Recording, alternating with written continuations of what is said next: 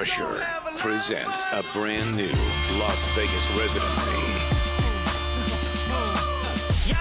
You don't know how good it feels to call you my girl. Just look for me wherever he sees you. Somebody said that your boyfriend was looking for me.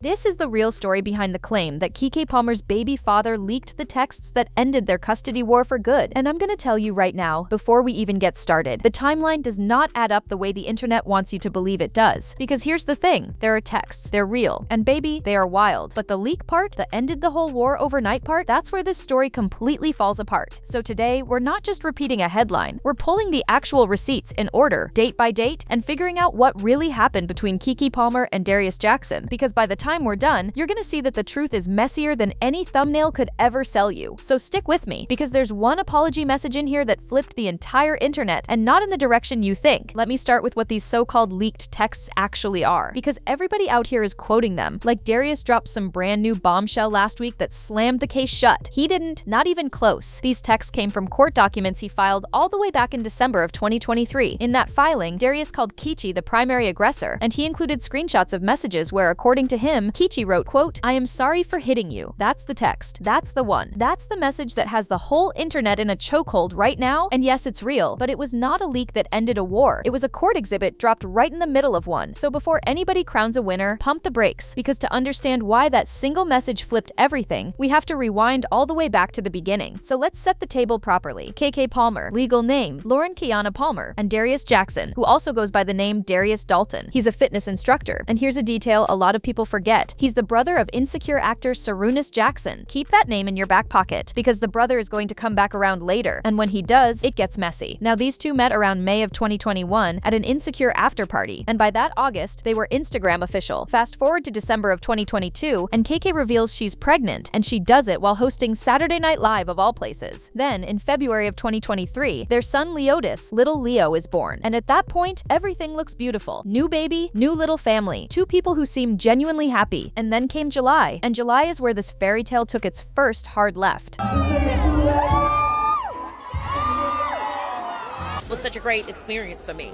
Yeah, but Darius didn't seem to be a fan of the sexy fit, retweeting a viral video of the singer serenading Keke in the audience to his track "There Goes My Baby" and writing, "It's the outfit though. You a mom." July 5th, 2023. Keke goes to Usher's Las Vegas residency in a sheer dress. Usher serenades her right there in front of everybody, and the video goes absolutely viral. And everybody loved it. Everybody, except one single person on this whole planet. Because the very next day, July 6th, Darius hops on Twitter, quote tweets that exact video, and types out, "It's the outfit though, you a mom." Now, be for real. That's the mother of your child, getting serenaded by Usher, and your first instinct is to log on and police her outfit in front of the entire world? And listen, when people came for him, and they came, he did not back down. No, he doubled down. He posted, and I quote, "We live in a generation where a man of the family doesn't want the wife and mother to his kids to showcase booty cheeks to please others, and he gets told how much of a hater he is. This is my family and my representation. I have standards and morals. I rest my case." He rested his case, and then, within about 24 hours, he deleted all his accounts and vanished into thin air. Case rested, account deleted. Make it make sense. Keke, though, Keke didn't argue with this man in the replies.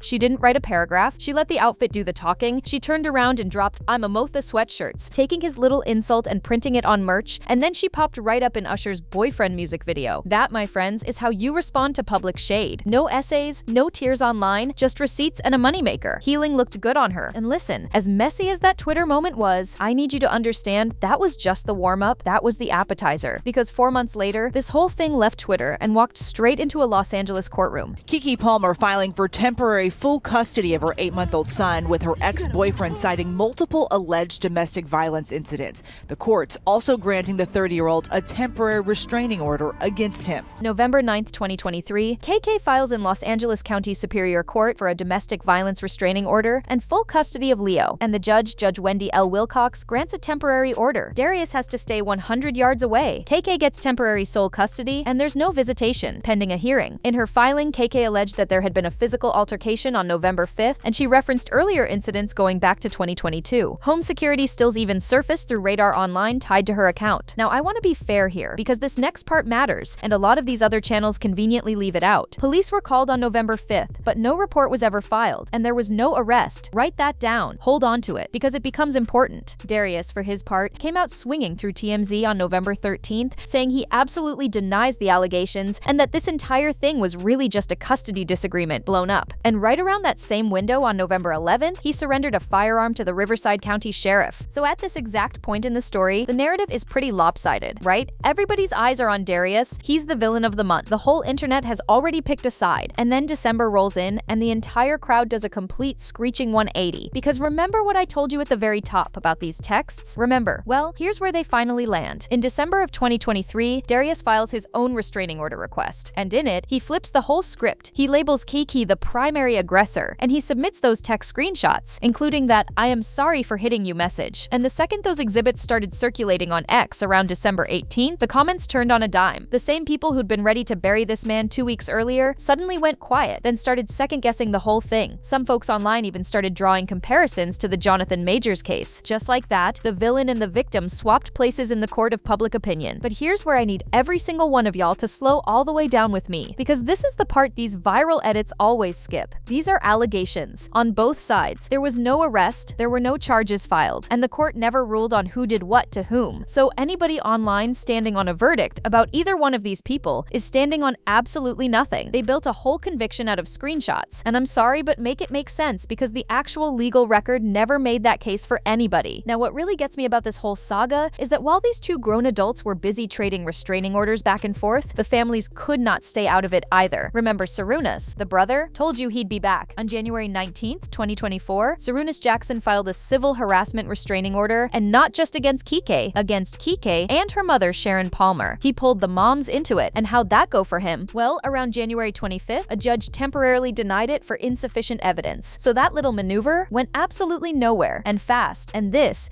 is exactly how that fake leaked texts headline got cooked up in the first place. Let me walk you through the magic trick, because once you see it, you can't unsee it. Darius Jackson leaked audio of her mother, Sharon, calling Usher gay.